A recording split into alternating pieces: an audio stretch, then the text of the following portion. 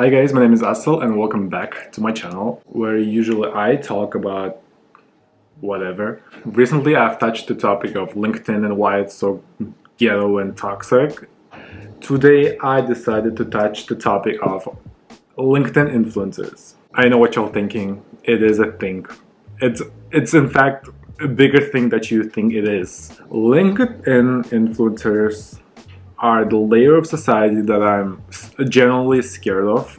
I think these people are immortal. I think these people are not real. I don't believe in the existence of these people, but they do exist, y'all. And they are very, very, very, very popular and influential, I guess, in some way. Anyways, the first type of LinkedIn influencer I generally think are weird are HR managers. HR managers are the biggest influencers of LinkedIn. It's way more logical, and HR managers are the people who influence the most in professional world. And today I'm going to check the pages of one of the biggest LinkedIn HR managers. Her name is Bridget Hyant-Sith, and I loved LinkedIn to death for a lot of reasons, but one of the reasons is they give full names. Like, you never get usernames, you never get these like small like YouTube creator usernames, you don't get these Twitter usernames, you get full names of people, and her name is Bridget Hyant-Sith, if I've pronounced it correctly. And her latest post, which has 6,000 likes, is, "If you're reading this, don't give up. Keep going. Your season and time is coming." What she's basically saying is, you're jobless and it's okay. Keep struggling and maybe you'll get something. That's what she's saying. Her next post. "Dear all, when an unemployed person sends you a connection request on LinkedIn, please accept their connection request. Don't judge someone based on their job title or employment status. Treat others as you would like to be treated. Help as you can. Unemployment is temporary. Life is unpredictable. The person you reject today might be the person you need tomorrow. We rise by lifting others. Agree? P.S. I have reached this connection limit. Please feel free to follow me." Bridget.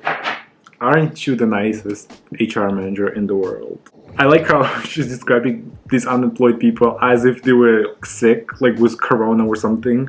Y'all know that unemployed people are not contagious, right? Like, y'all know that it's not a horrible thing to be connected on LinkedIn with unemployed people. It's just regular people, just as regular as employed, self-employed, someone else employed people are. Sometimes these posts make me feel like they make me feel like unemployed people are the bottom of the barrel, when in fact it's not. It's okay to be unemployed, and if you don't want to work, that's also fine.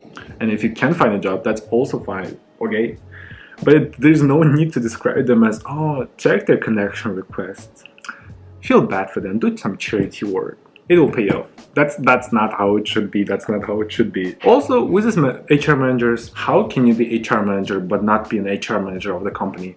Someone needs to tell me that, because all of these famous HR managers on LinkedIn, if you'll go on their LinkedIn pages and look at the career, it's called Keynote Speaker on Leadership in HR, AI and Digital Transformation. Now, what the hell is this supposed to mean?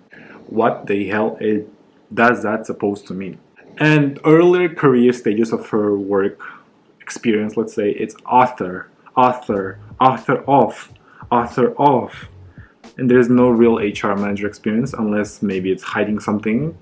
And the only actual experience I can see is it's work at bank, which isn't even related to HR. The next type of influencers on LinkedIn that I think is weird are these jobless entrepreneurs, self-employees, just call it whatever you want, and they're ridiculous posts. For example, Mr. Tyler Offer, whose position is called Best Account to Follow on LinkedIn, writes, "The point of your resume is to stand out, not fit in.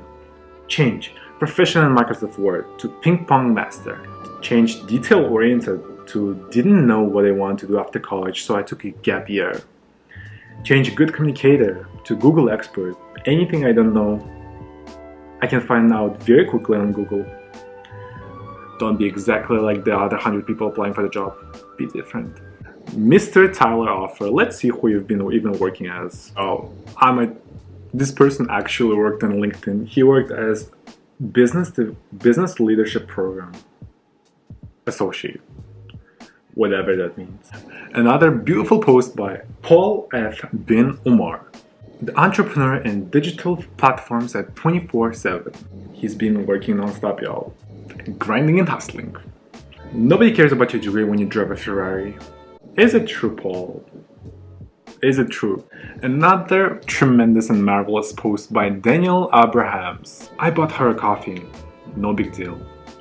Then I grabbed a marker pen and wrote on the side of the cup, I'm so impressed with your creativity and quality of work. We're really privileged to have you in our team. Thank you. She thanked me for the coffee, but didn't notice the message. Later, I saw a huge smile on her face. When our eyes met, she mouthed the words, thank you. People want to feel that their work matters. It doesn't take much to show some appreciation. It's not about pay raises, bonuses, or company cars. All you need is $4 coffee and a pen. A person who feels appreciated will always do more than what's expected. Agree? Unless you're her boss and she has to kind of like, show off. But I feel like maybe instead of a nice compliment, maybe a nice pay raise can do a better thing. Work on it, Paul. Sorry, Daniel. Another beautiful post by Mr. Brett Masterson. Why are bird scooters so successful? It's all in the name. Bird communicates the benefit. You feel like you're flying through the city on those little things. This is where Apple really missed the mark. A healthy snack food that tastes good with peanut butter on it. Doesn't it really communicate the benefit of a laptop or phone? Until they decide to rebrand, they will never be successful. I didn't understand a single word from this post, but whatever you say, Brad, Mr. CMO at Name Drop Marketing. Isn't it crazy how all of these people work for marketing agencies? What are these even marketing agencies are marketing? Someone needs to explain me because I'm maybe out of touch, maybe I'm old-fashioned, maybe I'm dumb. Probably, yeah. Probably third option. Another beautiful post by Mr. Simon Chan, LinkedIn Top Voice 2018. That's the position, probably. Helping enterprises to solve complex problems using digital technologies. You mean just unemployed?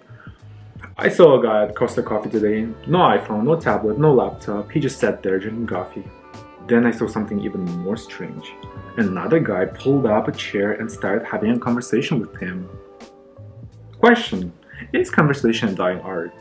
Is technology killing our ability to talk face to face? That's a beautiful question, Simon. Let's use digital technologies to solve and answer this question. Good luck, Simon, good luck. And the last post by brilliant admin Rafik, martial arts instructor, here to add value. When someone asks you a question, count to 30 before you answer. It's very, very powerful. So I'm told. That was a brilliant advice, Mr. Adnan Rafik. Thank you so much. It was so useful. Thank you. I'll definitely practice it more. Most favorite Instagram influencers out there, it's the strugglers. It's not the hustlers, it's the strugglers. I believe it's not even their belief, but it's their religion. The religion of struggling. They have to believe you should struggle. You should struggle in this life to be worth something. If you haven't struggled, almost died, didn't have enough food on your table, and maybe was almost homeless, you are not self-made and you are not successful. You should work on that. Struggle more. And Mr. Jonathan Bullough, he was probably bullied at school, co-founder of A Techie Group, said, start a business, $999, too much. Buy a new iPhone, $999, no problem. Healthy food stamp, $100, too much. Dinner, drinks, $100, no problem. Watch Netflix, 2 hours, 1 more episode. Learn a new skill, 2 hours, no time. Life is about perspective. There's never a lack of opportunity to seize the day. 27,000 likes and 500 comments. Now I should feel bad for watching Netflix on the weekend. That's what Jonathan is saying. Why didn't I start a business on weekend? Why didn't I learn a new skill on weekends? Why should I relax and enjoy my time watching a brilliant movie? Why? When I could have just been struggling? Mr. Eric Arnold, CEO at... All these people are CEOs and entrepreneurs and CFOs and CMOs and COOs and CEOs. Who are these people? Why none of them work at actual companies, not like made-up companies? I got fired 3 months after buying my first house. I was scared and ashamed to tell my family. I was unemployed, dropout. My wife was a student. We were desperate. We kept breathing. Success comes from the times you keep breathing. Thank you for saying that I should lose my house, I should lose my car, I should lose my insurance, I should lose my job, I should lose everything in my life, and I should keep breathing, because that's what's the success. I guess Mr. Eric Arnold, CEO. And finally, the brilliant post by Patrick Pet David. Oh, what a coincidence. Again, entrepreneur, investor. Text me at 3103-401132. Please text him someone, y'all. He's desperate. He wrote, if you don't come out of this pandemic with a new skill, a new income, a new expertise, you never lack time. You lack discipline. He probably forgot that this was a worldwide pandemic. People were sick. People were losing jobs. But people were also keep working. There were a lot of frontline people who work still till this day.